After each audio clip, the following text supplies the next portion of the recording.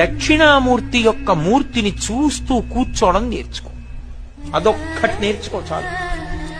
ఏమక్కర్లేదు. ఇంకా దక్షిణామూర్తిని పెట్టుకుని రోజు కాసేపు ఆయన్ని చూస్తే చాలు. మీకు నేను ఇంకా విచిత్రమైన విషయం చెప్పనా?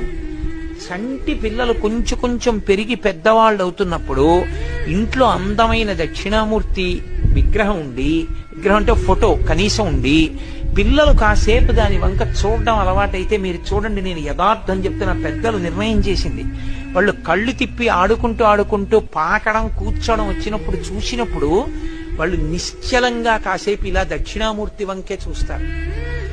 పిల్లలు చిన్నతనంలో దక్షిణామూర్తి వంక అలా ఎదురుగుండా కూర్చుని చూస్తే 2 ఫలితాలు వస్తాయి. అపమృత్యు దోషం పోతుంది, సరస్వతి కటాక్షం కలుగుతుంది.